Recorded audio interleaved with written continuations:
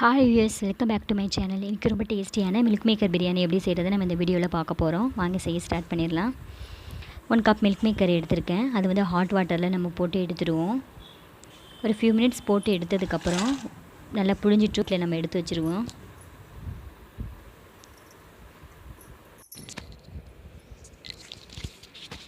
இப்போ ஒரு குக்கர் அடுப்பில் வச்சுருவோம்.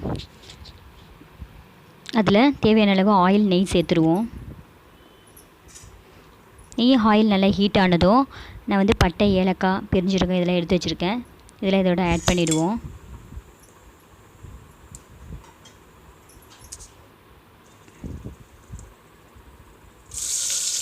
ஒரு பெரிய பல்லாரி 2 ஆட் பண்ணிடுவோம்.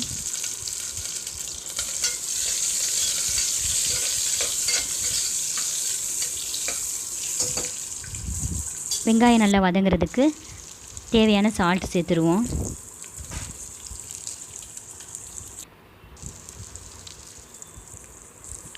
மஞ்சப்பொடி 1 ஸ்பூன் சேர்த்துருவோம். இப்போ நல்லா கோல்டன் கலர் வர வரைக்கும் வெங்காயத்தை நம்ம நல்லா வதக்கிடுவோம்.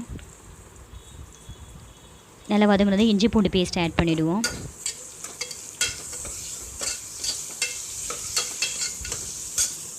இப்போ நல்லா வதங்கிருச்சு. இப்போ 1 ஸ்பூன் தக்காளி ஆட் பண்ணிவிடுவோம். தக்காளி 2 தக்காளி, பெரிய தக்காளி எடுத்துருக்கேன், அதை ஆட் பண்ணிவிடுவோம்.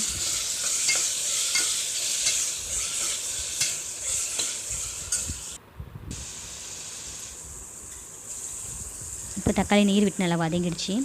இப்போ வந்து நான் பிரியாணி மசாலா சேர்க்க போகிறேன். 2 ஸ்பூன் பிரியாணி மசாலா சேர்த்துருக்கேன். அதை வந்து நல்லா எல்லாத்துலேயும் மிக்ஸ் ஆகிறப்பல நல்லா வதக்கிடுவோம்.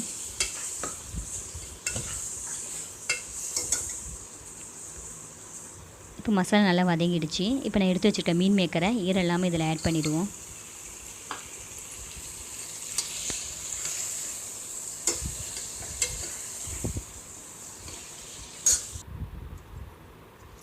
இப்போ சாதா ரைஸ் தான் எடுத்திருக்கேன்.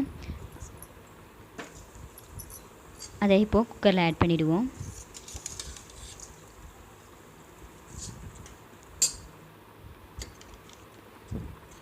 ஆட் பண்ணி நல்லா மசாலா எல்லாத்தையும் மிக்ஸ் ஆகிறப்பல நல்லா கலரிடுவோம்.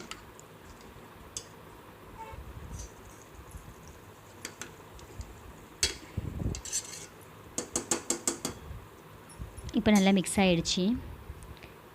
இப்போ வந்து நான் இதில் 2 கிளாஸ் ரைஸ் எடுத்திருக்கேன், 4 கிளாஸ் வாட்டர் எடுத்திருக்கேன். இப்போ இதை வாட்டரை இந்த ரைஸோடு ஆட் பண்ணிவிடுவோம்.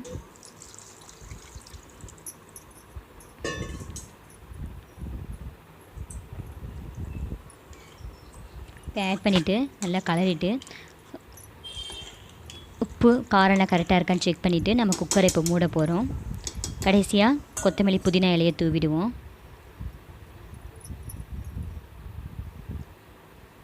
இப்போ குக்கரை மூடி ஒரு 2 விசில் வச்சுருவோம். நான் ரைஸை ஊற வச்சுருவேன், அதெல்லாம் 2 விசில் வச்சுருவோம். இப்போ 2 விசில் வரவும் ஓப்பன் பண்ணிவிடுவோம். இப்போ மில்க் மேக்கர் பிரியாணி ரெடி ஆயிடுச்சு. இது வந்து நம்ம சின்ன மில்க் மேக்கர் கூட யூஸ் பண்ணிக்கலாம். இப்போது அடியிலேருந்து நல்லா இந்த மாதிரி கலரி எடுத்துருவோம் பிரியாணியை. இப்போ சூப்பரான மில்க் மேக்கர் பிரியாணி ரெடி ஆயிடுச்சு. இதுக்கு நான் சைட் டிஷ்ஷாக தயிர் பச்சடி வச்சுருக்கேன். நீங்கள் குருமாவும் செஞ்சு இதோட சாப்பிட்டா ரொம்ப டேஸ்டியாக இருக்கும். இந்த ரெசிபி கண்டிப்பாக நீங்கள் வீட்டில் செஞ்சு பாருங்கள். உங்களுக்கு பிடிச்சிருந்தா கண்டிப்பாக வர்ஷா கிச்சனுக்கு சப்ஸ்கிரைப் பண்ணுங்கள்.